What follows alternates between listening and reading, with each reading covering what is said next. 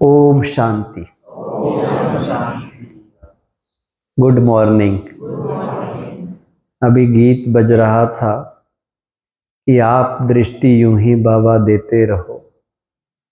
तो कितना हम सब बच्चों का सौभाग्य है कि भगवान की दृष्टि संगम युग पर हम बच्चों पर पड़ती है। परमात्म पढ़ाई, परमात्म पालना, परमात्म वरदान, परमात्म श्रीमत केवल दुनिया में गिने चुने लोगों को मिलते हैं। 8 अरब दुनिया की पॉपुलेशन और उसमें हम कितने हैं? बहुत कम हैं।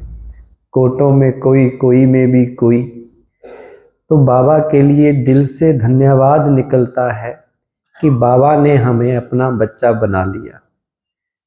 जिन्हें दुनिया में कोई नहीं पूछता था, साधारण थे, बड़े व्यक्ति तो थे नहीं, कोई राजा थे, कोई बड़े मंत्री हों, सिंपल लोग हम सब। लेकिन बाबा ने क्या से क्या बना दिया और हमारी मदद करने के लिए बाबा ने ये भी कहा कि मैं हमेशा तैयार हूँ। कहाँ लोग पुकार रहे हैं एक झलक के लिए, और बाबा कहता तुम मुझे दिल से कहना मेरा बाबा, मैं वहीं हाजिर हो जाऊंगा। कोई भी परिस्थिति आए, कुछ भी आए, दिल से एक बार कह देना मेरा बाबा। और जो एक बार ऐसे ही मेरा बाबा कह दे, पुरुषार्थ ना भी करे, उसके भी 1 नंबर तो आ जाएगा। आज बाबा ने कहा, मतलब कहीं ना कहीं वो भी आ ही जाएगा स्वर्ग में, स्टार्टिंग में ना सही, एंडिंग में ही सही। तो इतनी बड़ी कमाल मेरा बाबा की है। उस बाबा ने हमें अपना बनाया, अपने वर्षे का अधिकारी बनाया, हमारी तकदीर की तस्वीर कितनी ऊंची बनाई।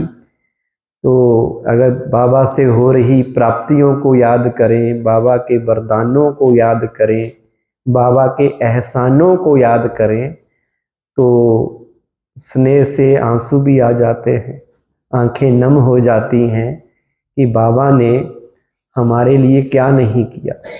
अब बाबा कहता है कि मैं तुम बच्चों के लिए खाली बैठा हूँ, मुझे जितना यूज करना चाहो आप यूज कर सकते हो। संगम युग पर मैं तुम्हारा हूँ, तुम्हारे लिए हूँ, और हमेशा तुम्हारा ही रहूँगा, साथ हूँ, साथ लेके चलूँगा, ये भी बाबा ने कहा हुआ है। तो अब बाबा की जो धारणाएं थी, बाबा का जो पुरुषार्थ था ब्रह्मा बाबा का खास, वो भी हमें याद करना पड़ेगा कि बाबा ने ऐसा क्या खास किया जो हम भी करें तो हम भी बाबा की तरह बन जाएं, बाप समान बन जाएं। अपने तो 2 बाप हैं, एक निराकार बाप, एक आकारी बाप। तो निराकार बाप समान निराकारी स्टेज बनानी है, और आकारी बाप ब्रह्मा बाप की तरह क्या बनना है? एंजल बनना है, फरिश्ता बनना है। आज का वरदान भी था कि हमेशा कौन सी ड्रेस पा के रखो? चमकीली लाइट की फरिश्तों वाली ड्रेस, एंजल्स वाली ड्रेस। एंजल्स कौन होते हैं पता है? हाँ, उन्हें उड़ते किस में? खुशी से उड़ते रहते, लाइट रहते, जो सबकी मदद करते हैं। एक बहुत बड़ा गुण होता है एंजल्स का। एंजल्स माना जो सबकी मदद करते हैं। वैसे तो बाबा ने बड़ी डेफिनेशंस बताई हैं। फरिश्ता वो जिसका किसी से कोई रिश्ता ना हो, जो दे और दे की दुनिया से न्यारा हो। पर दुनिया में भी लोग कहते हैं एंजल्स माना जो सबकी मदद करते हों। तो हम अपने से पूछें कि हमारी एंजलिक स्टेज कैसी है? हम मदद करते हैं या भाग जाते हैं किसी को जरूरत हो? और मदद केवल सूक्ष्म ही नहीं होती, स्थूल भी होती है। अगर कोई स्थूल भी मदद करे, जितनी उसकी कैपेसिटी है, वो भी मदद है। पर स्थूल ना कर सको तो बाबा ने कहा साकाश ही दे दो। कुछ नहीं दे सकते तो सुख शांति, उनके वाइब्रेशन उनको दो, उनकी पीड़ा को समझ के उनको पॉजिटिव वाइब्रेशंस उन तक पहुंचाओ, उनके लिए शुभ भावना, शुभ कामना रखो। वो तो कर ही सकते हैं। तो ये जनवरी का महीना जब आता है तो प्यारे ब्रह्मा बाबा की स्मृतियां हमें ताजा हो जाती हैं। क्योंकि आप सब जानते हैं 18 जनवरी को सबसे पहले जो संपूर्ण बने वो ब्रह्मा बाबा बने। उनसे पहले मम्मा बन चुकी थी, वो तो उनसे भी पहले संपूर्ण बन गई, लेकिन ब्रह्मा बाबा वो 1965 में बने। और ब्रह्मा बाबा कब बने? 18 जनवरी को कंप्लीट एंजेलिक स्टेज, कंप्लीट और परफेक्ट बन के बाबा कहाँ चले गए? फरिश्तों के लोक, सूक्ष्म लोक में। तो ये महीना हमें ये स्मृति दिलाता है कि हमें भी अब वही करना है जो ब्रह्मा बाबा ने किया, यानी ब्रह्मा बाबा के पद चिन्हों पर चलकर जैसे जैसे बाबा ने किया कर लो। बड़ा आसान काम है। एक है कि आपने पहली बार चलना है किसी रास्ते पे, थोड़ा मुश्किल लगता है। अब पता है कि दूसरा भी कोई चल के गया है, रास्ता बन गया है, तो उनके पीछे चलना बड़ा आसान होता है। अगर बाबा की विशेषताओं को याद करें, कितनी विशेषताएं बाबा की, आत्मिक दृष्टि को ले लेते हैं। बाबा को जैसे ही ये नॉलेज मिली कि देह भान को छोड़ना है, आत्म स्मृति में टिकना है और हम आत्मा हैं, बाबा ने डायरियां लिख के भर दी। मैं आत्मा, युगल जो थे यशोदा वो आत्मा, बेटा नारायण था वो आत्मा, राधिका पुत्र वधू थी वो आत्मा, सबके नाम लिख लिख के सब आत्मा, ये भी आत्मा वो भी आत्मा। इतनी प्रैक्टिस आत्म अभिमानी स्थिति की जैसे हमें देह भान में आना बड़ा नेचुरल हो गया है, भूलता ही नहीं देह। उनका उल्टा था, उनको देह याद ही नहीं आता था। क्या याद आता था? आत्मा। लेकिन वो अभ्यास तो किया होगा ना, एकदम तो नहीं स्टेज बनती। तो अभ्यास के लिए उन्होंने दीवारों पे लिख दिया बनारस में शुरू में कि कौन कौन आत्मा है, मैं आत्मा वो आत्मा, डायरियों में लिख दिया। और ऐसी आत्मिक स्थिति थी कि जो बाबा के पास जाते थे बच्चे, वो भी देह का भान भूल जाते थे, वो भी आत्मिक, उनकी बाबा की दृष्टि पड़ते ही उनकी भी आत्मिक स्थिति आ जाती थी। तो कितना उनका ये पुरुषार्थ था। और बाबा कहते थे बच्चे इस देह से दिल नहीं लगानी है, ये देह तो कब्रिस्तान, कब्र दाखिल होने वाला है, और ये पुराना देह है, पतित देह है, 5 विकारों से पैदा हुआ देह है, इसको क्या देखना। देखो तो किसको देखो? डायमंड को देखो, आत्मा को देखो। ऐसे बाबा पक्का कराते थे और जो भी जाते थे सबको वही अनुभव होता था। और बाबा की स्थिति आत्म अभिमानी की भी और शिव बाबा की याद भी इतनी पक्की कि सिंपल से सिंपल काम करते हुए भी दूसरों को बाबा से विशेष अनुभूतियां होती थी। कईयों को साक्षात्कार हो जाते थे या उनका योग लग जाता था। कोई प्रश्न लेके गया वो भूल जाता था कि क्या पूछना है। एक बार एक दादी ने बताया कि मैं बाबा के पास गई, कोई ऑफिसर ने आना था, गवर्नमेंट के ऑफिसर ने मिलने के लिए। तो मैंने बाबा को कहा कि बाबा कल वो ऑफिसर आएगा तो आप रेडी रहना, इस वक्त आएगा। बाबा ने कहा ठीक। वो आ गया अगले दिन टाइम पे मिलने के लिए। तो दादी बाबा को ढूंढने गई कि बाबा हैं कहाँ। तो देखा बाबा तो अनाज साफ कर रहे हैं। बाबा साधारण से साधारण काम भी करते थे, यज्ञ सेवा। वो कहते थे मुझे भी तो भाग्य बनाना है। मकान बन रहे हैं, वो भी रेत उठा रहे हैं, पत्थर रख रहे हैं, ईंटें रख रहे हैं। तो उस वक्त अनाज साफ कर रहे थे बाबा। तो दादी जी को लगा कि बाबा वो आ गया है, कहा तो आप तैयार हो जाए। अरे बच्चे यही ले आओ ना मुझको। तो दादी को लगा कि कहीं भाई वो सोचेगा कि हमने तो इतनी बड़ी इमेज बनाई है बाबा की, भगवान आते हैं उनमें, और वो कहेंगे ये तो अनाज साफ कर रहे हैं बाबा जी इनके। तो उन्होंने बाबा को कहा कि बाबा आप आ जाइए। नहीं बच्चे यहीं ले आओ। अब बाबा ने कहा तो करना पड़ेगा। तो क्या हुआ कि जैसे ही उस भाई को, उस ऑफिसर को लेके गए तो उसको विष्णु का साक्षात्कार हो गया। साधारण कर्म कर रहे हैं बाबा, लेकिन योग युक्त उनकी अवस्था इतनी कि उनको देखते ही बाबा की दृष्टि पड़ी और वो आत्मा, उसको विष्णु का साक्षात्कार हो गया। तो क्या ऐसी स्टेज हमारी है कि हमें कोई देखे या हम किसी को देखें? हालांकि वो ऑफिसर कुछ इंक्वायरी करने के लिए आया था, कुछ पूछने के लिए आया था, लेकिन इंक्वायरी भूल गया हो और उसको तो उसके इष्ट के दर्शन हो गए। तो ऐसी स्थिति बाबा की थी।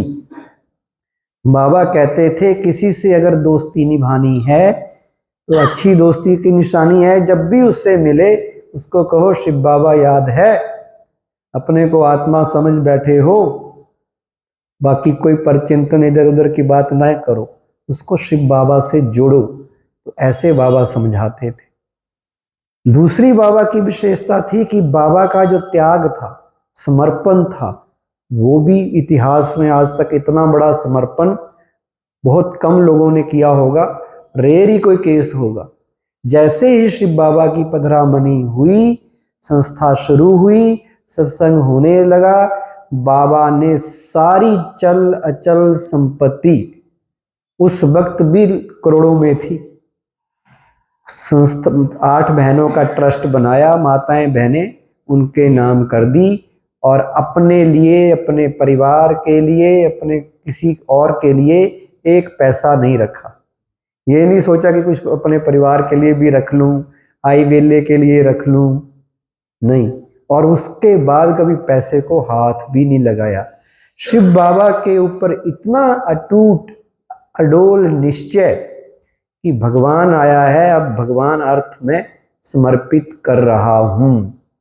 ना केवल बाबा ने अपनी प्रॉपर्टी सफल की, अपना घर भी सफल कर दिया, अपना परिवार भी सफल कर, उनको भी समर्पित कर दिया, युगल भी समर्पित, बच्चे भी समर्पित, सबको लगा दिया।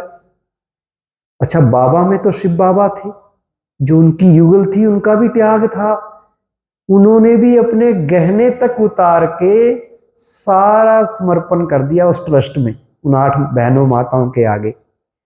नहीं तो माताएं गहने छोड़ती हैं अपने, लेकिन उनका निश्चय भी बड़ा पक्का था।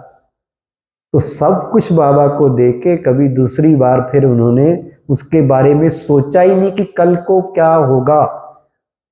और हुआ भी, बाबा ने उनकी भी परीक्षा ली, सबकी परीक्षा ली। 14 साल बाद जब वो जो उनका था सब समाप्त हो गया, अब समाप्त हो गया तो बैगरी पार्ट शुरू हो गया। माउंट आबू में आ चुके थे 52-53 में। ऐसा भी टाइम आया कि कुछ भी नहीं था यज्ञ में, खाने के लिए भी नहीं था। कई दिनों तक लस्सी, छाछ और पता नहीं बाजरे की रोटी है कौन सी रोटी, उससे खाना खाते रहे। और एक दिन ऐसा भी था कि कुछ भी नहीं बनने के लिए था, तो जो बनाते थे उन्होंने कहा बाबा आपके लिए बना के लाए हैं। बाबा ने पूछा बाकी के लिए, 350 लोग रह रहे थे। उन्होंने कहा कि अब बाकियों के लिए तो नहीं है। तो बाबा ने कहा बच्चे भूखे रहें और बाप खाए, ऐसा तो हो ही नहीं सकता। तो बाबा ने भी स्वीकार नहीं किया, पर बाबा ने कहा इंतजार करो, जिम्मेवार शिव बाबा का है, हमने जीवन उसके कहने पे समर्पित किया है, उसकी जिम्मेवारी है, वो खिलाएगा। और हुआ भी वही, उन्होंने इंतजार किया। 3-4 घंटे बाद कहीं से मनी ऑर्डर आ गया बॉम्बे से, किसी माता को संकल्प आया होगा, उस माता ने मनी ऑर्डर भेजा और उससे राशन खरीदा गया और दोपहर का खाना बना। तो बाबा की भी परीक्षा हुई, औरों की भी परीक्षा हुई। जो 350 चले थे स्टार्टिंग में, कुछ एक तो संशय भी आ गया कि भाई कहते भगवान आया है, पढ़ा रहा है, लेकिन यहाँ तो भोजन भी नहीं है, यहाँ हम खाली बैठे हैं, क्यों ना कोई काम धंधा करते हैं। वो चले गए। बाबा का बेटा भी चला गया नारायण, बाबा से छुट्टी लेके कि मैं कुछ काम धंधा करता हूँ। तो जो चले गए वो चले गए, जो रह गए वो संस्था के डायमंड बने, संस्था की दादियां बनी, जिन्होंने बड़े बड़े सेंटर स्थापित किए और इतनी बड़ी संस्था बनाई, उनका स्टेटस। और जो चले गए वो बेचारे अब दुनिया में गए तो खत्म। तो वो भी निश्चय की परख थी, उस निश्चय की परख में वो पास हो गए। और बाबा तो इतना अटूट निश्चय था, बाबा कहता था ये भगवान का काम है, मेरा थोड़ी है, मेरा होता तो मैं कुछ करता। तो वो त्याग में भी नंबर 1 कौन थे? ब्रह्मा बाबा थे। हम में से कोई है इतना बड़ा त्यागी जो कहे जी ले लो सब कुछ मेरा और आज से मैं अपने पास कुछ नहीं रखूंगा। लेकिन ऐसे और भी हुए हैं, मैं बताऊं आपको। हमारे अमीर चंद भाई जी सुनाते थे, चंडीगढ़ में रहते थे, पूरे पंजाब जोन के हेड रहे कितने सालों तक। वो सुनाते थे, जॉब करते थे, पूरी की पूरी सैलरी अचल दीदी जो इंचार्ज थे सेंटर के उनके पास देते थे। वो उनको देते थे खर्चे के लिए, वहां से लेते थे पूरी की पूरी सैलरी। वो भी एक दो भाई और भी थे, तो सेंटर का खर्चा पूरा चलता था। तो ऐसे ऐसे पुराने भाई बहनों ने बड़ी मेहनत की है, तो संस्था को इस रूप में लाए हैं। बाद में फिर कई लोग जुड़ते गए और आते गए, फिर इतनी प्रॉब्लम नहीं आई। पर स्टार्टिंग में जो जुड़े लोग, उन्होंने पूरा तन मन धन अपना जीवन लगाया और बाबा ने किसी का रखा नहीं। उनको इसी जन्म में, सत्युग त्रेता में तो मिलना ही मिलना है, यहाँ भी उनको बाद में इतना भरपूर किया। उनका स्टेटस, उनका पद, उनकी पोजीशन, उनके द्वारा कितनी सेवाएं हुई पुरानी। तो इसलिए बाबा के काम में जो सफल कर दे, आप एक दोगे बाबा 1000 देगा, ये भी एक बात है। तीसरा बाबा का गुण था कि बाबा ने कभी अपने लिए नाम मान शान इसकी कोई इच्छा नहीं। कभी बाबा ने ये नहीं जताया कि मैंने ये संस्था शुरू की। बाबा ने कभी, इतने विनम्र थे, कभी नहीं कहा कि मैंने अपना इतना सफल कर दिया, ये कर दिया, वो कर दिया। कभी अपनी बात नहीं बताई। और बच्चे कई बार बाबा के पास जाते थे, कहते थे बाबा आपने बड़ी अच्छी मुरली चलाई। बाबा कहता था मैंने थोड़ी चलाई, ये तो शिव बाबा ज्ञान का सागर है, मैंने तो किराए पे दे रखा है मकान, मालिक वो है, वो चला रहा है। बाबा कभी अपने ऊपर क्रेडिट नहीं लेते थे कि मैंने किया।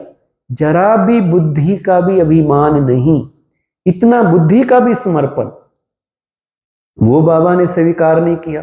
कभी फोटो नहीं लेने देते थे। नए नए कैमरे आए थे ब्लैक एंड व्हाइट, तो लोग लेने की कोशिश करते थे, बाबा रोक देते थे।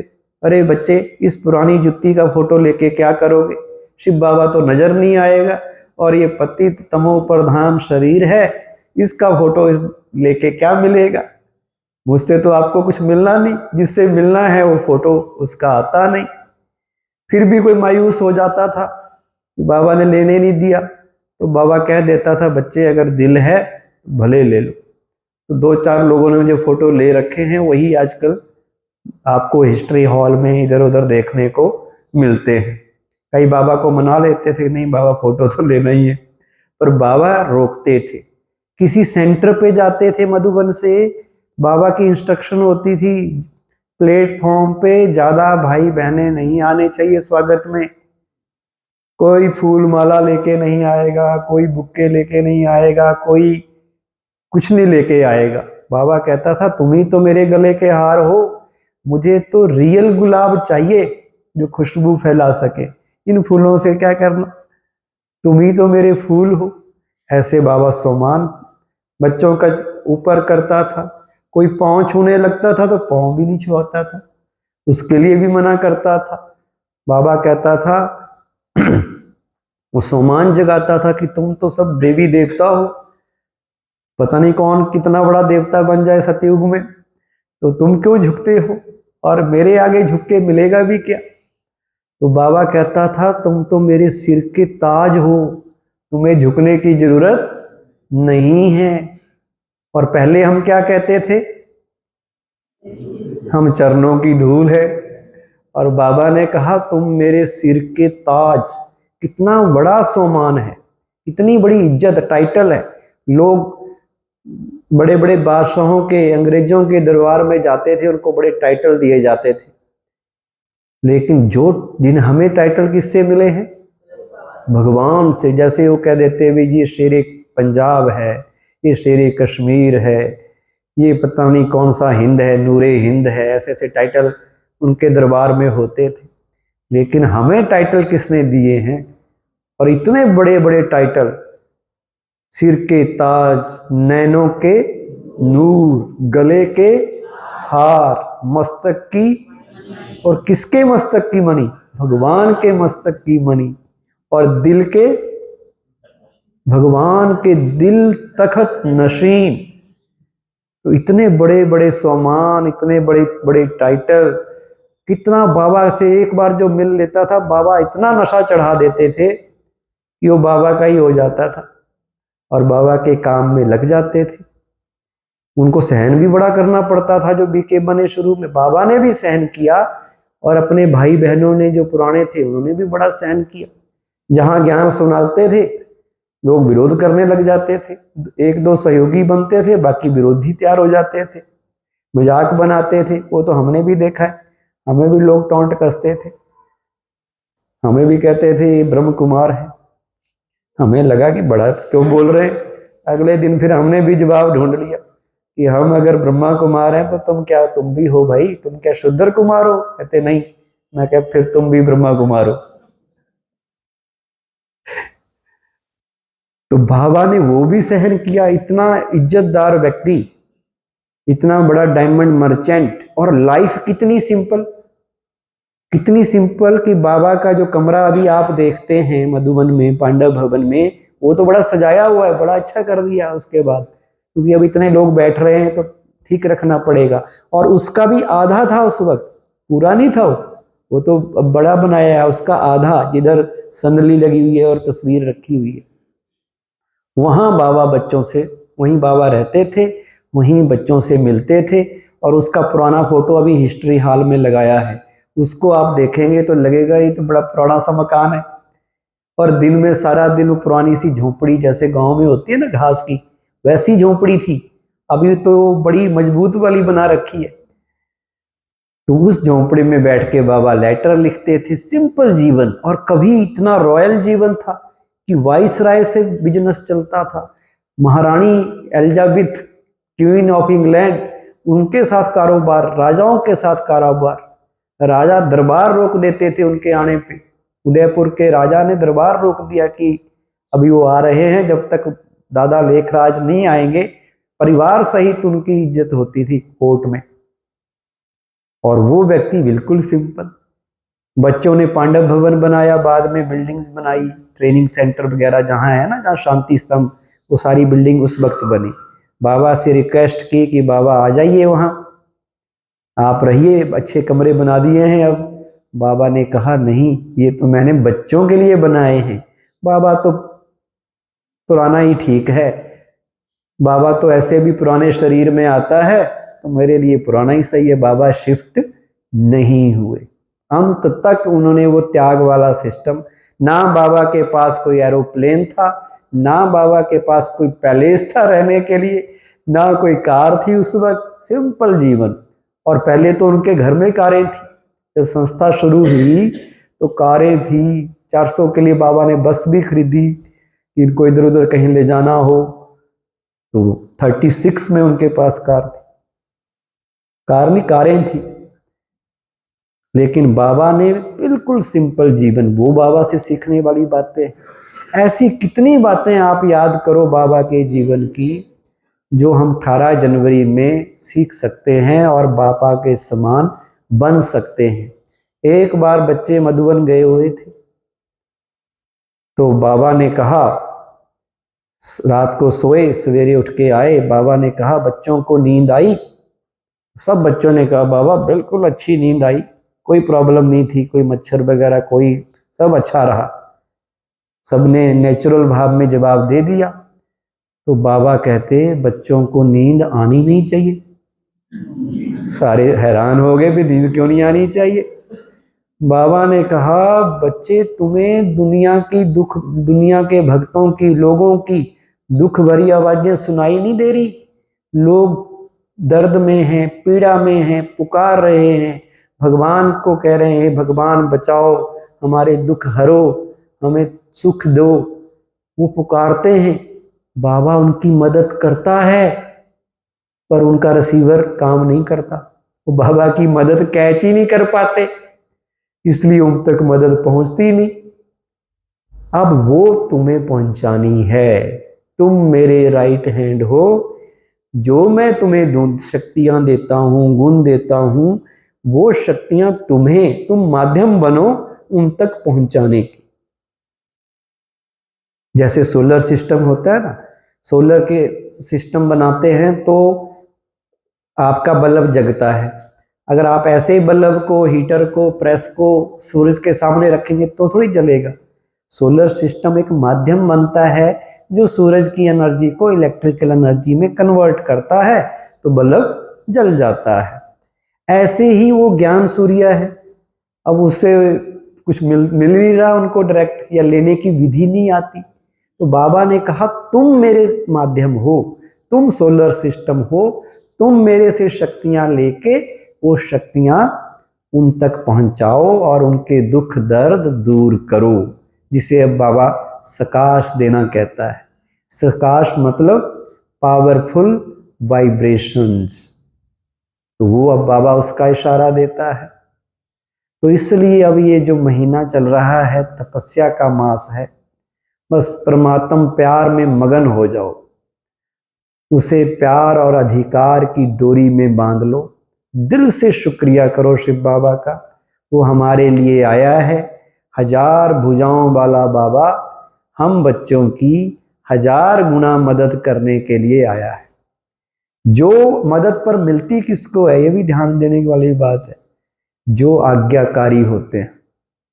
बिना आज्ञाकारी को मदद नहीं मिलती। जो बच्चे बाबा की श्रीमत पर चलने की, बाबा की आज्ञा पर चलने का संकल्प भी कर लेते हैं, बाबा उन बच्चों की 1000 गुना दिल से शक्तियां देने की, मदद करने के लिए बंधा हुआ है।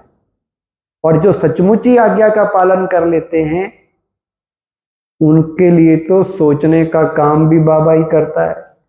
उनको तो उनकी चिंता बाबा को है कि इसके लिए मैं कुछ करूं, और नेचुरल है कि जैसे आप बाबा की आज्ञा का पालन करेंगे, बाबा का ध्यान आपकी तरफ जाएगा। ये बच्चा मेरा ओबीडेंट है, बाबा का ध्यान गया, बाबा की नजरों में आप आ गए, फिर बाबा आपको याद करेगा। अभी तो हम बाबा को याद कर रहे हैं, मजा तो तब है कि हमें कौन याद करे, बाबा याद करे। जगदीश भाई थे, उनके बारे में सुना हमने। बाकी लोग तो स्टेज पे चढ़ जाते थे, बाबा से मिलना है, बाबा से मिलना है, वो नहीं जाते थे, वो नीचे बैठते थे। वो कहते हमने मिल लिया, औरों को चांस मिले। जब बाबा ने मिलना होता तो उसको बुलाते थे,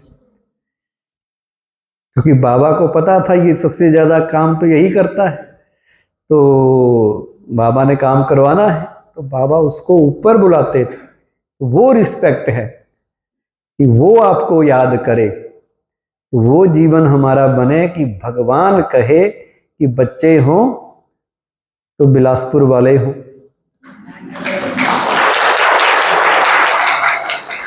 हमें देखकर बाबा का दिल खुश हो जाए, बाबा कहे वाह ऐसे बच्चे होने चाहिए, सैंपल बने हम। ऐसा जीवन हमारा इंस्पायरिंग बने कि लोगों को भी लगे, हमारे परिवार वालों को लगे, सबको लगे कि जीवन में अगर सुख देखना हो तो इनके जीवन में देखो, शांति कहीं देखनी हो इनके जीवन में देखो। और मेरे साथ होता था, जब मैं स्कूल में पढ़ता था ना, मेरा नाम ही शांति रख दिया था। टीचर कहते जैसे ये बैठे ना चुपचाप, बाकी इनकी तरह क्यों नहीं बैठते।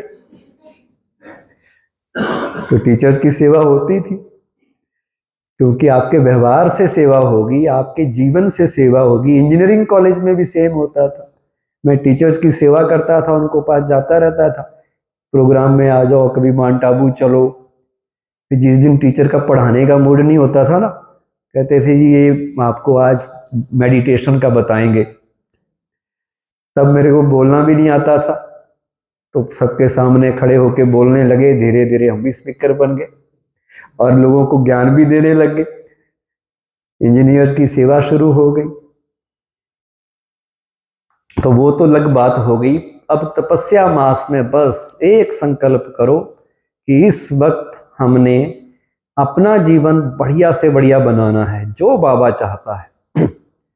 मुझे वो करके दिखाना है, कोई करे या ना करे, मुझे करना है, ये संकल्प पक्का करो। दूसरे करे या ना करे, किसी को नहीं देखना। जब राजा बनना हो तो हम कहेंगे कि ये राजा बना दो इसको पहले, तो कहेंगे मेरा नंबर लगाओ भाई, इनको पीछे करो लाइन में, मैं बड़ा पुराना था, मैं तो सीनियर हूं, मैं तो हर रोज क्लास करता था। तो उस वक्त तो कहेंगे नहीं। तो इसलिए अब ये लाइन पक्की करो, मैं भी करता हूं अपने आप को, कि मुझे करना है।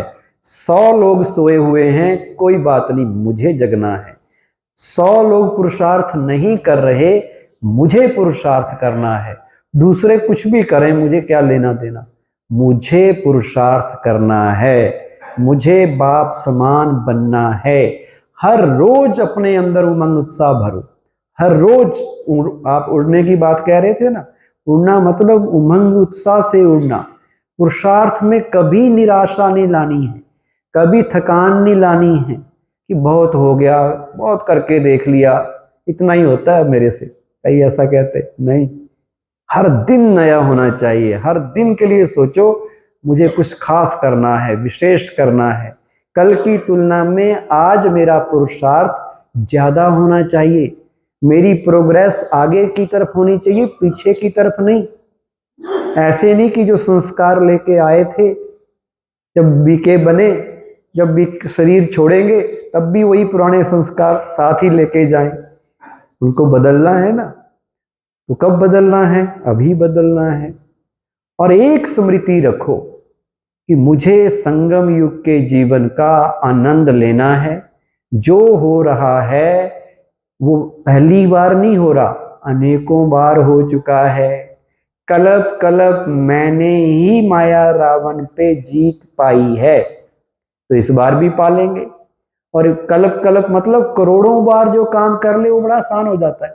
जो करोड़ों बार काम किया हो वो तो आप आंख बंद करके भी कर सकते हैं, खेल खेल में कर सकते हैं, एंजॉय करते हुए कर सकते हैं। तो हमने माया पर क्या पहली बार जीत पानी है, कई बार पा रखी है भाई, लाखों बार पा रखी है। ये स्मृति, मैं कल्प कल्प का विजयी हूं, आपको माया पर जीत पाने में मदद करेगा। दूसरा, अपने आप को गुड फीलिंग में लाओ इस महीने कि मैं पूर्वज आत्मा हूं, मैं विश्व कल्याणकारी आत्मा हूं, मैं महान आत्मा हूं, मेरा जन्म महान कार्य करने के लिए हुआ है। किस लिए जन्म हुआ है दादाजी? महान कार्य करने के लिए। मैं ऑर्डिनरी नहीं हूं, मुझे बाबा ने स्पेशल अपना बच्चा बनाया, तो कुछ खास काम करने के लिए बनाया ना। अब मुझे साधारण बातों में, तेरे मेरे की बातों में टाइम वेस्ट नहीं करना है। ये संगम युग की अनमोल घड़ियां इधर उधर की बातों में, किसी के चक्कर में आ गए, किसी के टक्कर में आ गए, ना कोई टकराव, ना कोई बिखराव, ना कोई उलझन। ये तो मौजों का युग है। सबसे अच्छी मौज तो बाबा की याद में है। बाकी चीजें हो या ना हो, बाबा को तो याद कर ही सकते हैं, और उसमें जो सुख है वो सबसे बड़ा सुख है। जो योग में मास्टर बन गया ना, उसकी सेवा तो ऑटोमेटिक हो जाएगी। होगी या नहीं होगी? हम सेवा के पीछे बड़े भागते हैं, वो भी करनी चाहिए, पर अगर ना हो कोई बात नहीं, सबसे अच्छी स्टेज योग की होनी चाहिए। जो योगी आत्मा है, बाबा ने कहा वही मुझे प्रिय हैं। जो योगी हैं वही मुझे प्यारे हैं। ये गीता के महावाक्य भी है, भागवत गीता में भी लिखा हुआ है। उनका तो मैं वो वहां ये है, ज्ञानी मुझे प्रिय हैं और योगी तो साक्षात मेरा ही स्वरूप हैं। तो योग, अच्छा योग में मनसा सेवा आती है कि नहीं आती? अगर आपका योग अच्छा है तो मनसा सेवा हो जाएगी। रह गई वाचा और कर्मना, 400 नंबर है मान लो। 100 किसके हैं? ज्ञान के। 100 किसके हैं? योग के। 100 धारणा और 100 सेवा। सेवा में भी 35-35 रख लो आप, मनसा वाचा कर्मना। मनसा के तो 50 रखने पड़ेंगे, वो बड़ी इंपॉर्टेंट है। तो 50 योग करके आपके 150 नंबर तो ऐसे ही हो गए, एक सब्जेक्ट से ही 2-2 हो गए। और सब सब्जेक्ट्स में पास विद ऑनर बनना है। हम सर्विस पे बड़ा ध्यान देते हैं ज्यादातर, पर सर्विस भी वही करेगा जो असली वाली सेवा। बाहर बाहर की तो कोई भी कर ले, लेकिन जो तीर लगे दूसरे को वो योगी आत्मा का ही लगेगा।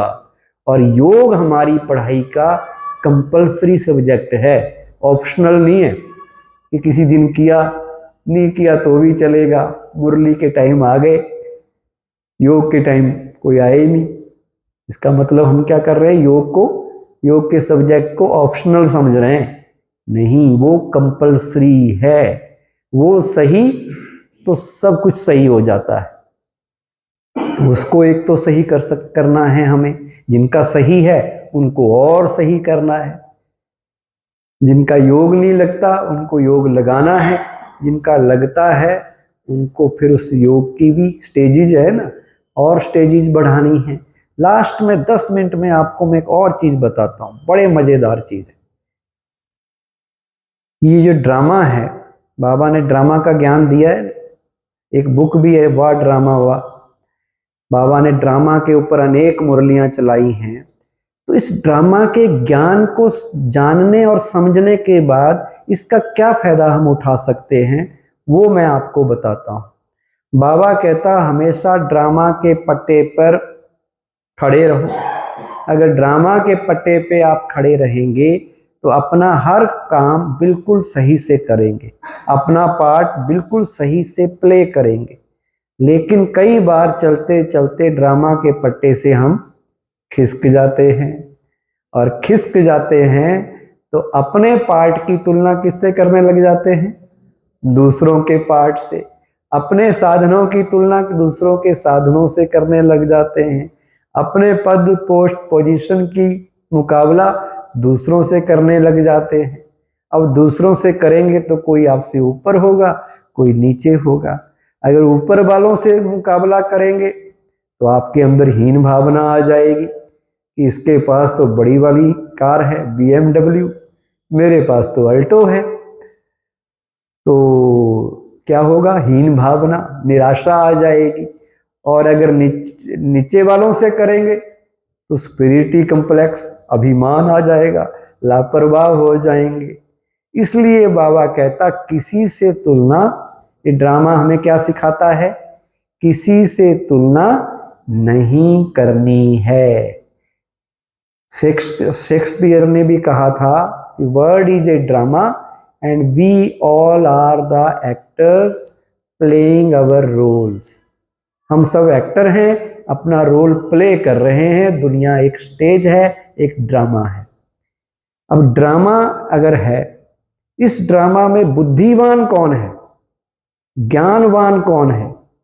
वही बुद्धिमान है जो अपने मन को शांत रखना जानता है। किसी भी परिस्थिति में अपने मन की स्थिति एक जैसी रखता है। वही ज्ञानवान है जो अपने चित्त को शीतल रखता है। यहां वही भाग्यवान है जो अपने मन को खुशी से भरना जानता है। और कैसे भरें, उसके लिए 5 बातें आपको बताता हूं, बड़ी यूजफुल हैं। 5 बातें ड्रामा हमें सिखाता है। पहली बात, इस ड्रामा में हर एक आत्मा का अपना अपना पार्ट है। क्या है? अपना अपना पार्ट है।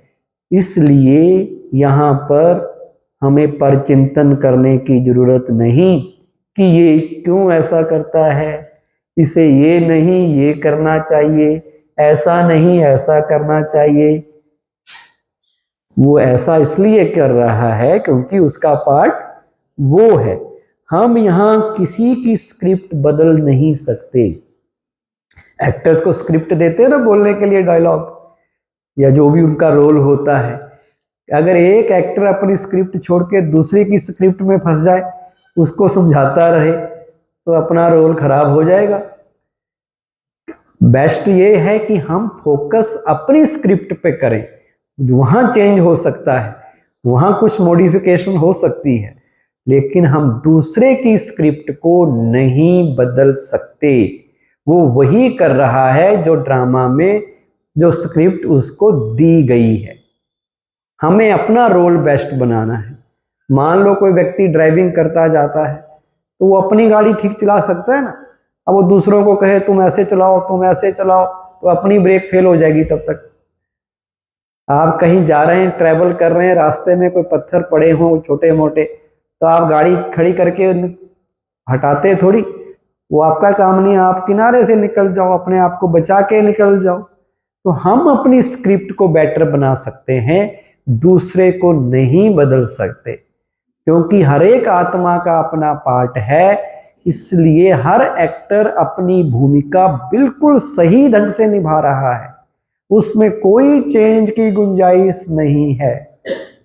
हमें अपने पार्ट को एंजॉय करना है और दूसरे के पार्ट को साक्षी होके देखना है। और सारा परचिंतन समाप्त, नो क्वेश्चन मार्क कि ये ऐसा क्यों, क्या, क्यों, कैसे, कब, यही तो क्वेश्चन आते हैं ना, जिसे बाबा कहता वाई वाई वाई करते रहते हैं बच्चे, वाह वाह नहीं करते। और है भी ये सच बात है, जितना आप वाई वाई करेंगे, क्यों क्यों करेंगे, तो वाह वाह करने के बजाय क्या होगी, हाय हाय होगी। और जो वाई करता है, बाबा ने कहा फलाई कर ही नहीं सकता। कईयों के यहाँ भी बड़े संकल्प चलते, पहले ऐसा होता था, अब पता नहीं क्या हो रहा है। मधुबन जाएंगे, वहां भी कहेंगे अब ऐसा हो रहा है, क्यों हो रहा है। तो जो ड्रामा में है वही तो हो रहा है। जब बाबा फिक्र नहीं करता, कोई और नहीं फिक्र कर रहा, आप काहे को फिक्र कर रहे हो कि ये ऐसा क्यों कर रहा है, उसको करने दो। कई लोगों को संकल्प चलता है ये गलत आदमी है, ये ऐसा कर रहा है, इसको सजा मिलनी चाहिए, कि इसको सजा क्यों नहीं देते। नहीं देते तो नहीं देते, ड्रामा वैसा ही था, आप क्यों उलझ रहे हो। बाबा ने कहा फुल स्टॉप, क्या करो, फुल स्टॉप। कहा हुआ, मैं अपनी बात थोड़ी कह रहा, ये तो मुरलियों में आता ही है, जो हुआ फुल स्टॉप लगाओ, क्योंकि सबका क्या है, अपना अपना पार्ट है। वो ऐसा इसलिए कर रहे हैं क्योंकि उनका पद सतयुग में राजा रानी का नहीं है, उन्होंने दास दासी बनना है। अब दास दासी तो कुछ तो गड़बड़ करेगा, जिसने राजा बनना है वो बिल्कुल परफेक्ट होगा, वो 8 वाला होगा। लेकिन चिंतन दास दासियों का नहीं करना, इसका करना है। जिन्होंने राजा बनना है, जो टॉपर है, उनकी बात करो ना, फेलियर की क्या बात करनी। अब कोई कैंसर के हॉस्पिटल में जाए और पूछे कितने मरे भाई, ऐसी कोई बात करता है कि कितने इस हॉस्पिटल में मरे हैं, या उनकी बात करता रहे, अरे वो भी मरा, वो भी मरा, तो फिर आप भी मरोगे। यही पूछते हैं भी बचे कितने थे। कई लोग कहते हैं कि ये आदमी ठीक नहीं है, इसको क्यों सेंटर पे आने देते हैं। कईयों को ये भी बड़ा संकल्प आता है, ये आदमी सही नहीं है फिर भी सेंटर पे आ रहा है। अब बाबा कहता भी हॉस्पिटल में कौन आएगा, कौन आएगा हॉस्पिटल में, बीमारी तो आएगा। हॉस्पिटल कभी कह सकता है कि मेरे पास बिल्कुल ठीक ठीक आए, जो देवता बन चुके हैं वही आश्रम में आए, ऐसा तो है नहीं। देवता तो बनाना है अभी उनको, आएंगे तो वही तमो प्रधान आत्माएं, कोई बन जाती हैं, कोई और ही बिगड़ जाती है, अब क्या करें। लेकिन हॉस्पिटल में तो सब आएंगे, इसलिए यहाँ आने से किसी को रोक नहीं सकते। तो ड्रामा का पहला लेसन क्या है, हर एक आत्मा का अपना अपना पार्ट है, हम किसी के पार्ट को चेंज नहीं कर सकते। मान लो कोई रामलीला में जाए और रावण के पास जाके कहे कि रावण जी आप बड़े हाहा करते हो, जोर जोर से हंसते हो, बड़ी भयंकर मुच्छें रखी हैं, आप जब हंसते हो तो बच्चे डर जाते हैं, थोड़ा चेंज करो अपने को, थोड़ा बेटर रोल प्ले करो, लक्ष्मण की तरह भोले भाले सीधे साधे बन जाओ, प्यार से मुस्कुराया करो, और ये चोरी चारी अपहरण वगैरह छोड़ दो। और वो सचमुच ही वैसा करने लग जाए तो रामलीला रहेगी, सारा मजा ही खत्म हो जाएगा। तो इसलिए ड्रामा ये ऐसा बना है कि हाँ सही भी है, थोड़ा बहुत गलत भी होता है, सारी उम्र सतयुग भी नहीं रहता, चेंज होता रहता है। तो इसलिए स्वीकार करो, हर एक के रोल को स्वीकार करो। हम जो चाहें वही दूसरा करे, इस ड्रामा में संभव नहीं है। इसलिए जो वो भूमिका निभा रहा है स्वीकार करके आगे बढ़ जाओ। दूसरा लेसन ड्रामा से मिलता है, इस ड्रामा में हर एक का अपना अपना भाग्य भी है। हम किसी के भाग्य को ना बना सकते हैं ना बिगाड़ सकते हैं। जो जिसके भाग्य में है उसे मिलना ही है। जो भाग्य में है कहीं से भी भाग कर आ जाएगा, नहीं है तो आया हुआ भी भाग जाएगा। इसलिए किसी से कोई तुलना नहीं करनी है। तीसरा ड्रामा से लेसन मिलता है कि ये ड्रामा बिल्कुल एक्यूरेट है, सत्य है, कल्याणकारी है। इसमें वही हो रहा है जो कल्प पहले हुआ था, वही हो रहा है जो होना चाहिए, वही हो रहा है जो सत्य है, एक्यूरेट है, जो कल्प कल्प हुआ है। ये यहाँ हर एक का भाग्य निश्चित है। वही हो रहा है जो खेल में निश्चित है। बनी बनाई बन रही, कुछ नहीं बननी नाही, चिंता ताकि कीजिए जो अनहोनी होए। कुछ भी अनहोनी है नहीं, नथिंग न्यू, इसलिए लगाओ फुल स्टॉप। जो हुआ आगे बढ़ जाओ। चौथा लेसन क्या मिलता है कि इस ड्रामा में क्या है, जो हो गया एक बार वो 5000 साल से पहले तो दोबारा होने वाला नहीं है ना। कब होगा? अगले कल्प में। इसलिए जो हुआ अब उसको फुल स्टॉप लगाओ। अब पास्ट का चिंतन छोड़ो, जो हुआ सो हुआ। अब अगले कल्प में देखेंगे, 5000 साल बहुत होते हैं और वो वहां भी तब वही होगा जो यहाँ किया होगा। इसलिए पास्ट का कड़वापन कहीं हमारे वर्तमान को ना खराब कर दे, उसका ध्यान रखते हुए उसको फुल स्टॉप लगा दो। और लास्ट पांचवा लेसन बड़ा इंपॉर्टेंट है कि इस ड्रामा में हम कौन हैं? एक्टर तो सारे ही हैं, हम कौन हैं? हाँ, हम हीरो पार्टधारी हैं, हीरो एक्टर हैं। और हीरो एक्टर मतलब सबसे भाग्यशाली, सबसे खुशनसीब। उसकी एक डेफिनेशन है, वो ऑलराउंडर होता है। हीरो एक्टर क्या होता है? ऑलराउंडर। उसको कोई भी रोल प्ले करने को दे दो, किसी फिल्म में उसको बादशाह बना देते हैं, किसी फिल्म में उसको कुली बना देते हैं, किसी फिल्म में उसको जोकर बना देते हैं, लेकिन उसका रोल द बेस्ट होता है। लोग पैसे देके भी उसके रोल को देखने जाते हैं और कहते हैं वंस मोर वंस मोर। उसकी सैलरी क्या इस बात पे निर्भर करती है कि एक फिल्म में उसको बादशाह बनाया तो ज्यादा मिलेगा पैसा और जिसमें कुली बना दिया कम मिलेगा? उसकी फीस वही है। अच्छा, तारीफ भी बराबर है।